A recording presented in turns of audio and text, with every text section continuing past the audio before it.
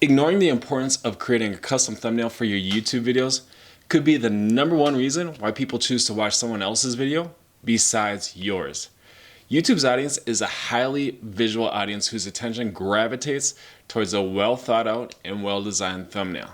And on this episode of Digital Dive with Homes for Heroes, I'm going to help you create clickable thumbnails to help you increase their click-through rate and get more eyeballs on your videos.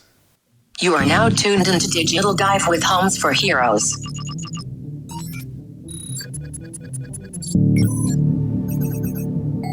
Launching video.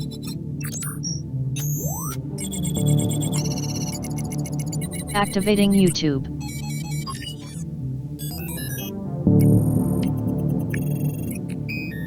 Engaging thumbnails. I have mentioned it before here on the Homes for Heroes YouTube channel, but it's worth mentioning again. Incorporating video marketing into your overall marketing strategy and incorporating YouTube into your video marketing strategy should be a focus for every real estate and lending professional in 2020. And that's because video consumption continues to be one of the fastest growing forms of content. And YouTube provides your business the greatest opportunity to be discovered by new potential clients. But with more and more content creators uploading videos to YouTube, your videos really need to stand out and grab the attention of your audience just to get them to click through and watch your videos. And that's exactly what thumbnails help you achieve. So whether you're a professional content creator or not, creating well thought out and well designed thumbnails really needs to be a part of your YouTube channel strategy in order to get the biggest bang out of your YouTube channel. So on today's episode of Digital Dive with Homes for Heroes, I will walk you through the best practices and steps to creating highly clickable thumbnails. First off, let's distinguish the difference between an automatically generated thumbnail and a custom thumbnail. So when you upload your videos to YouTube, YouTube will automatically generate a thumbnail for your video. And automatically generated thumbnails are available to everyone. However, YouTube channels that have verified accounts have the ability to customize images and upload them to use for a thumbnail. So make sure you verify your YouTube channel by providing YouTube a telephone number that they can send a verification code to by text or voice. And then once you have your account verified, YouTube will give you the option to upload a custom thumbnail every time you upload a new video.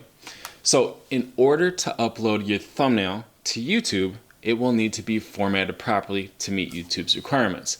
It should be as large as possible since it will also be used as a preview image in the embedded player, but it should also be formatted to meet 1280 pixels wide by 720 pixels high, and it should have a minimum width of 640 pixels. And then use a JPEG or a PNG file format, and make sure that file size is under 2 megabytes, and it has a 16:9 ratio. So when we talk about the best practices for the design of a YouTube thumbnail, here are some very important things to consider. The majority of your audience will be viewing your videos on mobile devices.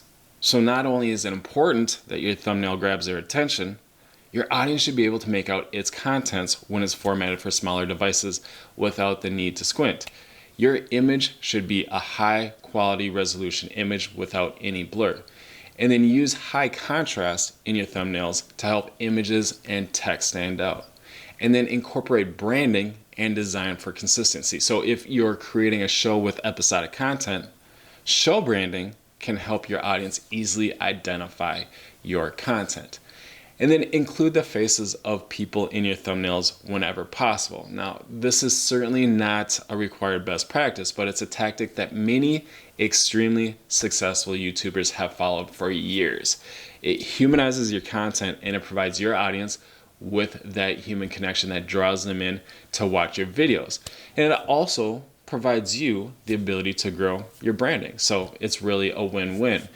Now, when using text, use the least amount of words as possible and use a text that creates intrigue and sparks curiosity while still being true to your content. So remember that the number one goal of your thumbnails are to get people to click through and watch your videos. So your choice of text will make a huge impact on whether people will click through your thumbnails or not. So take this thumbnail, for example. There's a huge difference between using VA home loan benefits and new home with no money down.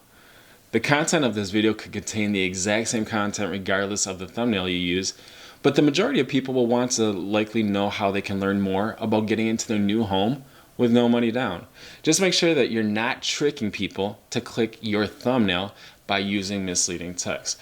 This is seriously one of the quickest ways to lose trust in your audience. So now let me walk you through the steps and tools that I use to create custom thumbnails. So just so you know, there are several tools out there that you can use to create custom thumbnails, but for this tutorial specifically, I chose to use the tools that I found are the easiest and that cost you nothing.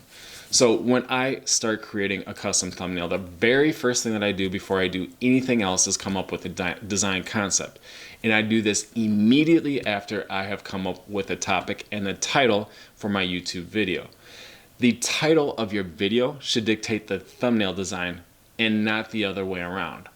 The title of your video should be optimized for YouTube and Google's search engines, and your thumbnail should complement the title and the topic of your video while using design best practices to get people to click through. So this video, for example, I knew that I wanted to create a video about the benefits of a VA home loan. So I created a title that was optimized for Google and YouTube search engines to help it get discovered by people who were searching keywords around that specific topic. And then I came up with a design concept that would catch the attention of my audience and get them to want to watch the actual video. So I decided to use a cutout image of one of our military heroes that bought their home through Homes for Heroes and who also agreed to allow us to use their image. So because the content of this video is specific to military members and how they can benefit from their VA benefits to buy a home, it was likely that a fellow military member in uniform holding a check is likely to catch their attention rather than using my goofy face. So the image that I chose was specifically designed to make a connection with the target audience I was trying to reach. Then I chose the text overlay that I wanted to include in this image. And as I mentioned before, I chose to use new home with no money down because it's attention grabbing and it's something people are likely going to want to learn more about. So finally, I included a house in the background to be consistent with the theme of the content. And I also included a solid gradient over that image to create contrast. Now for me, the solid gradient was really important to help create contrast and really help the text and the image stand out. So before I walk you through the steps and tools that I use to create the design, keep in mind you can use this process to create a thumbnail theme for any video series that contains episodic content. If the episodic content within a series is tied together by a consistent theme, it probably makes sense to use this process to create a thumbnail theme design for those videos that reinforce that consistency. So now let me walk you through the actual steps that I put into actually creating a design for my thumbnail. So the first step to creating the design for my thumbnail is to source the images that I want to use in my thumbnail. Now, finding the image of AC, the military member, in the thumbnail was really easy because this is an image that Homes for Heroes already owns. But you can try to find people to include in your thumbnails using sites like Raw Pixel, Unsplash, or Burst. You can also find license-free images by doing an online Google search using the advanced search settings set to free to use, share, or modify. However, I would always try to use images of yourself or a person that has a close connection with your brand, if at all possible. So a great way to include images of yourself is to strike poses during your video recording. And then you can take screenshots of those poses on your mobile device or your computer. And then you can use those images in your thumbnails. Or you can simply have a colleague, a friend, or a family member take photos of you to include in your thumbnails. Now, for the house in the background, I found this image using the advanced search on Google that I already mentioned.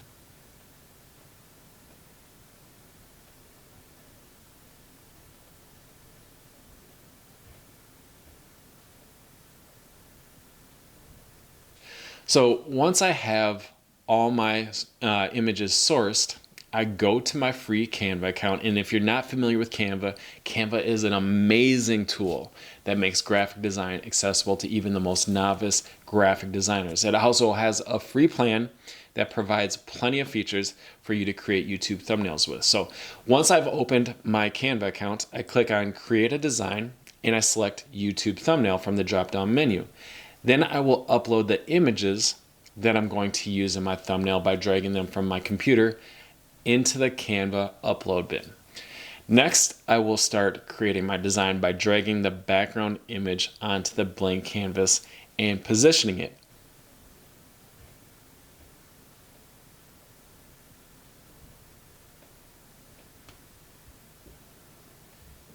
Then I will add contrast by adding a rectangle to cover the background image.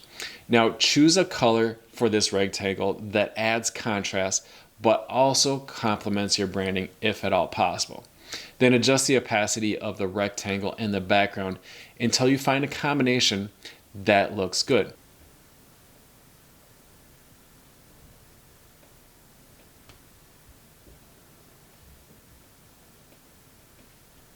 Next, you'll want to include the image of focal point to your thumbnail, which is likely to be yourself, somebody else, or the object that represents the content of your video.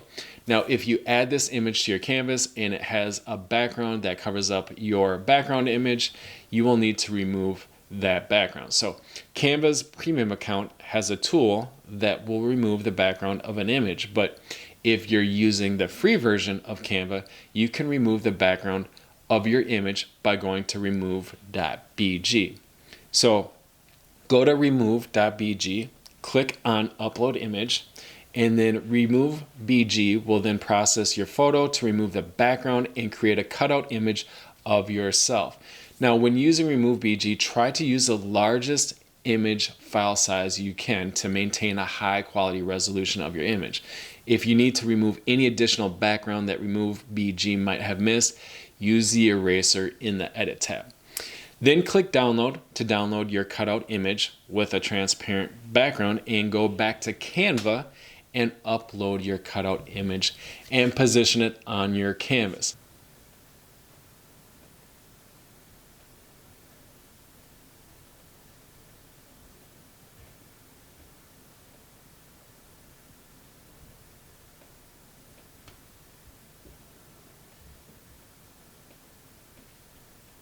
Then you can add any text that you want to include on your image. Just make any final adjustments to the opacity of the background and the color gradient until you find the right contrast that makes your image and your text pop.